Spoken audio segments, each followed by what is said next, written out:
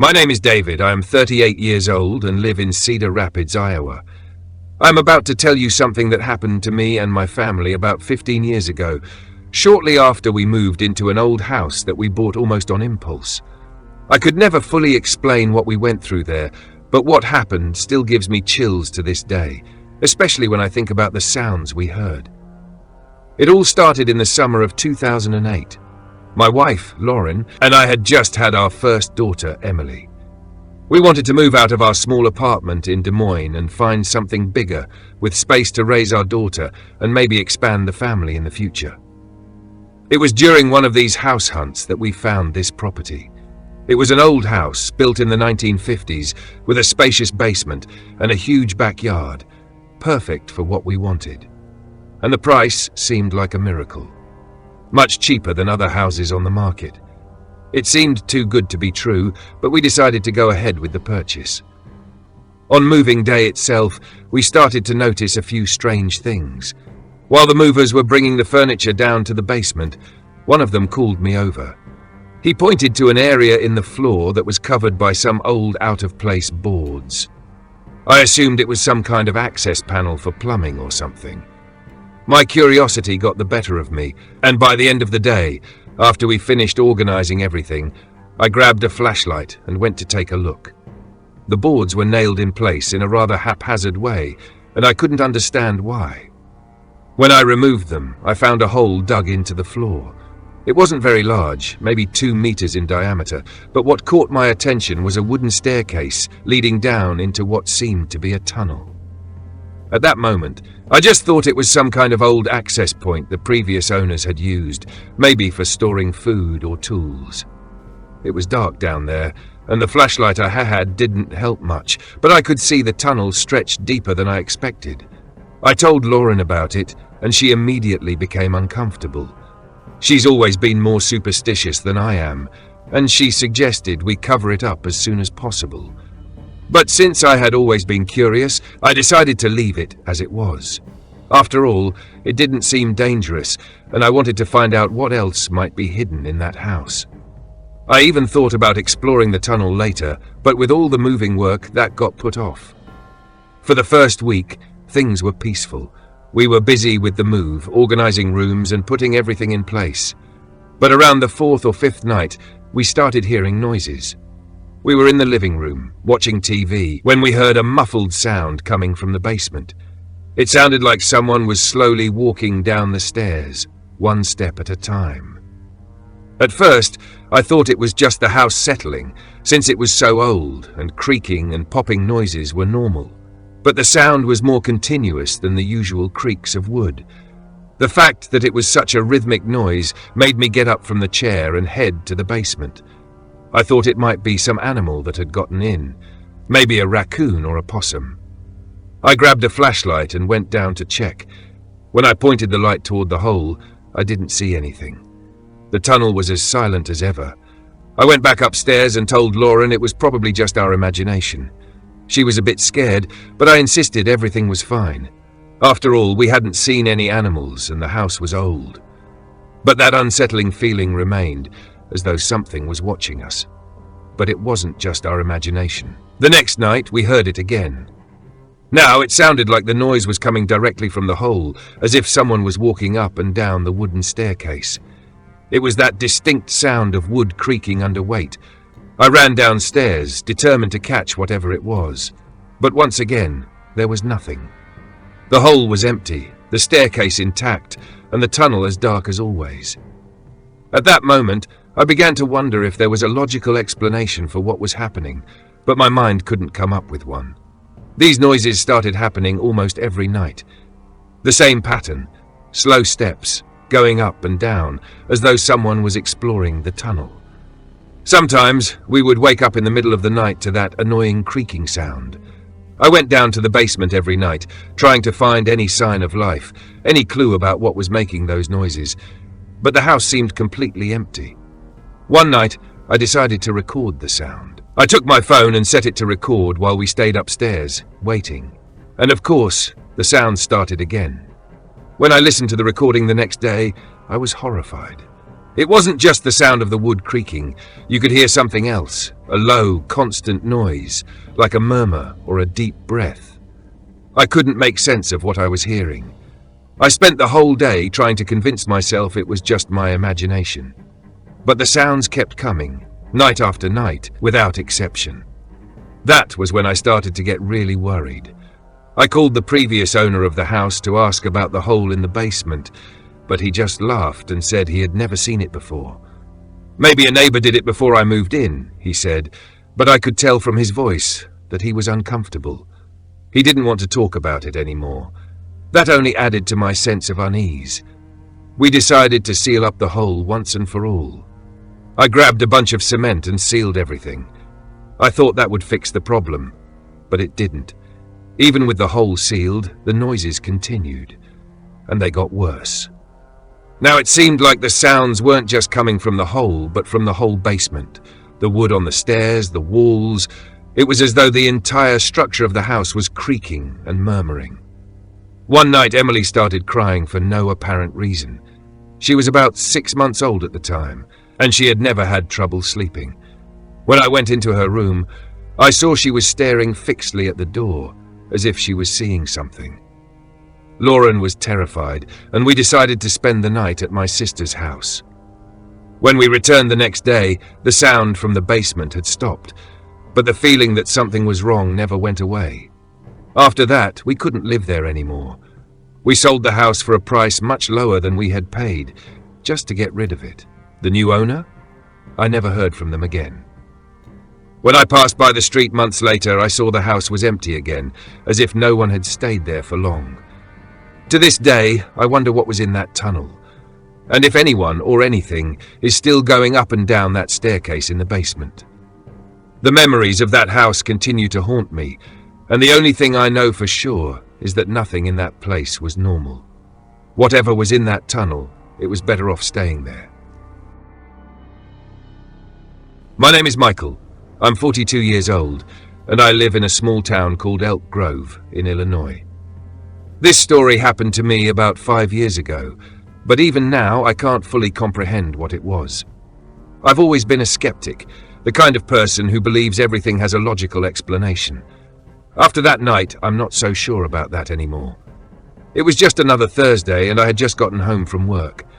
My wife was visiting her mother in another city, so I was alone. It didn't bother me. In fact, I kind of enjoyed the peace.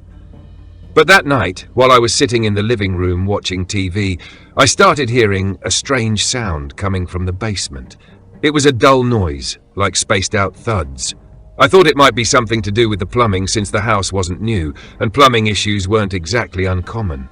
At first, I ignored it, but the sound kept going, constant, almost rhythmic. I turned off the TV and stood still for a moment, trying to pinpoint where it was coming from.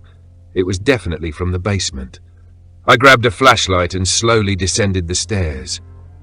The basement has always given me a weird feeling, maybe because it's poorly lit and filled with old stuff, but that night, it felt different. The sound got louder the closer I got to the area where the water tank was. I reached the tank and stood there, listening. The thuds were coming from there.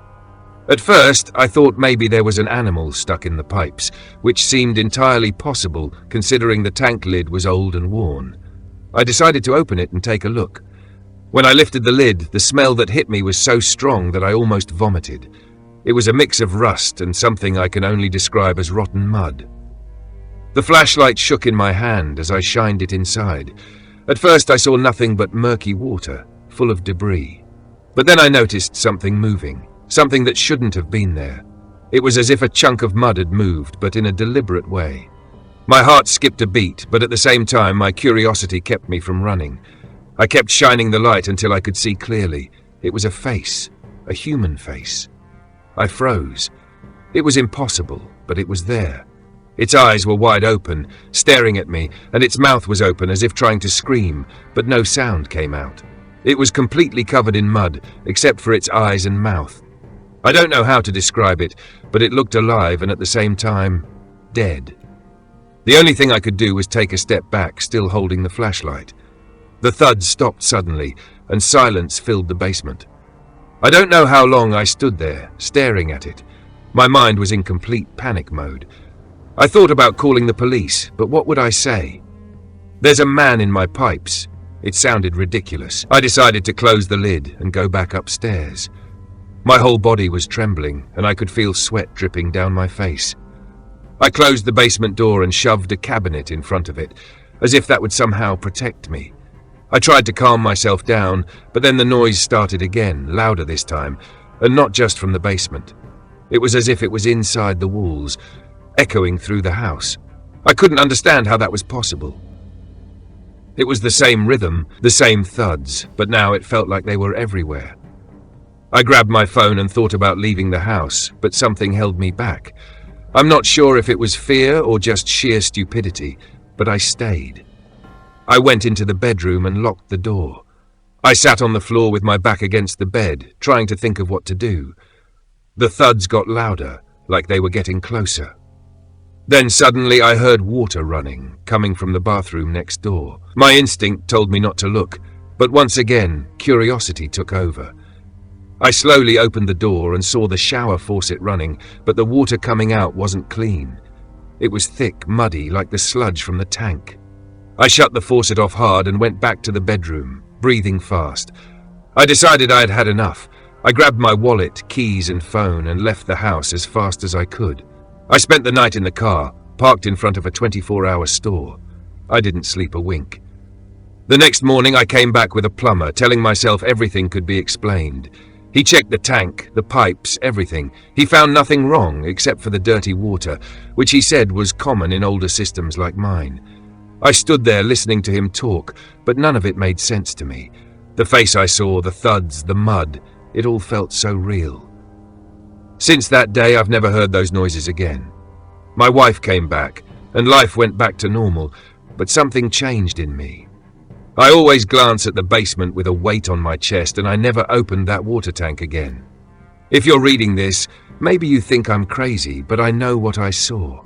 I don't know what it was, but I know it was there. And the worst part is not having any answers. My name is Serafina. I'm 34 years old and I live in Hartford, Connecticut. I'm going to share something that happened to me 2 years ago that still haunts me. I have never been able to find a logical explanation for what happened, and maybe I never will. It all started when I moved into an old house, one of those early 20th century constructions. It was spacious, cheap, and had a huge basement where I could store things I didn't use often. In the first few days, I noticed that the basement was very dusty. It didn't seem strange. After all, who cleans a basement regularly, right? But there was something about that dust that bothered me, an odd feeling that I was intruding on a place that should have been left alone. In the first week, while I was organizing some boxes down there, I noticed something on the floor. It seemed like a drawing made with a finger, very simple, like a child's doodle. It was a sun with rays around it, just like the ones we used to draw in school. I laughed, thinking maybe the previous owners had kids who used to play there. I didn't think much of it. I kept stacking boxes and went upstairs when I finished. But that night, the image of that drawing stuck with me. Why was there only that one? There were no footprints or marks showing that someone had walked through. The next day, I went back to the basement to grab an extension cord I had stored. As soon as I turned on the dim light and descended the squeaky stairs, I saw another drawing. This time it was a bigger doodle, something like a stick figure with simple lines, but it was clear it represented a person. However, next to it was another figure that seemed to be lying on the ground. This made me uneasy. The house had been locked the entire time, and I lived alone. I decided to take a photo with my phone, but the image came out too dark. I wiped the drawing with my foot, trying not to think too much about it. However, in the following days, the situation started to get weirder. Every time I went down to the basement, there were new drawings. They began appearing more frequently, and worst of all, they were becoming more detailed. What had once been just stick figures or random scribbles now seemed like real people, with disturbing details. Once, there was the figure of a woman, and she appeared to be crying. Next to her, another drawing showed what seemed to be a man holding what looked like a knife. It was like a story was being told little by little, with each drawing more unsettling than the last. I started to avoid the basement, but it was impossible to ignore what was happening. Even when I erased the drawings or cleaned the floor, they came back. More and more detailed. Scenes of violence began to appear, like a figure lying on the ground with something that looked like blood around it, or whatever the drawing was trying to suggest. I even thought that maybe a neighbor was coming into the house, but it didn't make sense. There were no footprints or signs of anyone coming up or down the stairs. It was as if the drawings appeared on their own. One day, I decided to clean everything. I wiped the floor, got rid of all the dust, and set up traps to check if any animals or something like that were getting in. I even sprinkled salt in the area because my mom always said that would ward off bad things. I spent the week avoiding going down there, hoping nothing would appear. But on Saturday, when I needed to grab my suitcase, I found something that made my blood run cold. The floor was covered with drawings, not just one or two, but dozens. Each one seemed to tell a different story, but all of them were macabre. One figure was hanging, another seemed to have been pushed from somewhere high. It was so detailed that you could see expressions on the drawn figures, something that seemed impossible to do with just a finger. I froze in that moment. I could feel my breathing get heavier, my heart pounding as if it were going to explode. I ran upstairs, left the suitcase behind, and locked the basement door. I stood there looking at it for a while, thinking about calling someone. But who? The police? What would I say? That there were strange drawings appearing in the dust. They would think I was crazy. So I decided I would sleep out of the house that night. The next day, I called a friend, Kelly, to help me. I explained the situation, and she thought it might be something related to the old house, maybe psychological stress from the move. But when we went down there together, she turned pale. The drawings were still there, but now they were different. There was something that looked like a man standing in a corner, and another figure kneeling in front of him. Kelly just looked at me and said, "You need to get out of here." After that, I started searching for information about the house. I went online, read about the neighborhood, but didn't find anything specific, so I decided to go to the city library and ask for help. I found out that, many years ago, a man had lived in that house with his family. He was accused of being violent, but nothing was proven. Only vague reports from neighbors about screams coming from the house. There was no record of any crimes, but after the family moved out, the house had remained vacant for a long time. It was as if no one wanted to live there. I went back home determined to move out as soon as possible. I started locking the basement door and never went down there again. However, something strange kept happening. Even without going down there, I started hearing noises at night, like something or someone was scratching the floor. I tried to ignore it, but it was impossible. The feeling of being watched was constant. Even Kelly, when she came to visit, said she couldn't stay in the house for long. She said it felt heavy, suffocating. Finally, after 2 months, I managed to find another place to live. On the day I was moving out, I went down to the basement for one last look, as if I wanted to confront it one final time. I opened the door slowly, turned on the light, and everything seemed normal at first glance. But right in the center of the floor, there was one single drawing. It was a face, a human face, detailed with hollow eyes and an expression that seemed to follow me no matter what angle I looked from. The only thing I did was close the door, lock it, and leave for good. To this day, I don't know what happened in that house. I don't know if it was something tied to its history or if it was just something in my head. But just remembering it, I feel the same sensation. A weight on my chest and the certainty that place should never have been inhabited. My name is Ethan. I'm 38 years old, and I live in a small town called Oak Ridge in Tennessee. What happened to my family about 10 years ago still haunts me, and to this day, I can't explain what I experienced that night. My wife Amanda and I had just moved into an old house that was over 100 years old. The house was far from the city, with a large garden and a lot of land around it, which seemed perfect for our family. We've always enjoyed living in a more peaceful setting, so everything seemed fine until that something started happening. The first few weeks were calm. The house had a rustic style, with old furniture and that distinct smell of aged wood. At first, everything seemed normal, but one night, about 2 months after we moved in, everything changed. We were in the living room watching TV when we heard a soft whisper coming from the basement. Amanda and I exchanged a confused glance, but she thought it was just the house making noise, something common in old buildings. I also tried to ignore it, but I couldn't. The feeling that something was off was unmistakable. That night, the whisper returned, and this time it seemed to be calling our names. Ethan, Amanda. It was soft, almost like a distant call, but the more we heard it, the clearer it became. I tried to rationalize it. Maybe it was the wind, the house creaking, something normal. But the problem was that this started happening every night. No matter how hard we tried to ignore it, the calling seemed to follow us, growing more insistent. I didn't know what to think anymore until one night things escalated. Amanda was asleep and I went to the kitchen to get a glass of water. The whisper started again, but this time it seemed louder. The feeling was that it was coming directly from the basement. My heart started racing. What I did next was what anyone would do. I went to investigate. I grabbed a flashlight, went down the dark stairs, and approached the basement door. The silence was heavy, but the sound of my own breathing seemed to be even louder. What I saw down there made my blood run cold. There was a mirror leaned against the wall in the back. We'd never seen it before, and it sent a chill down my spine. That mirror hadn't been there before. There was no way. With the flashlight, I got closer and examined the reflection. What made me tremble with fear was seeing a person standing behind me in the reflection.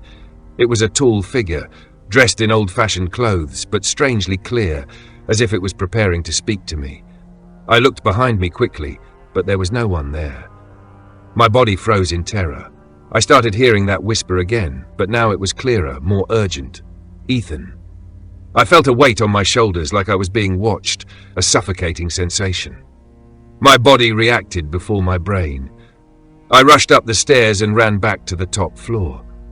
Amanda was awake when I got back, and seeing my pale face, she asked me what had happened. I told her, out of breath, that I didn't know what was going on, but that we needed to leave the house. She was worried and asked if I wanted to call for help, but I didn't want anyone to know about this. What happened that night was something I couldn't explain, and the fear that it might happen again was stronger than anything else. In the days that followed, the whisper grew more persistent, but we could never find the source. Every time I went down to the basement, the mirror was there, in the same spot, with that strange reflection of a person, but once again, no one was actually there. I couldn't tell what was real and what was a hallucination anymore. I started searching the internet, looking for something, anything, that might help me understand what was happening. I found some old stories about haunted houses in the area, but nothing that really matched what we were experiencing. Then, one night, while we were sitting in the living room, we heard the voice again, but this time it wasn't just a whisper, it was a scream. Something like Amanda!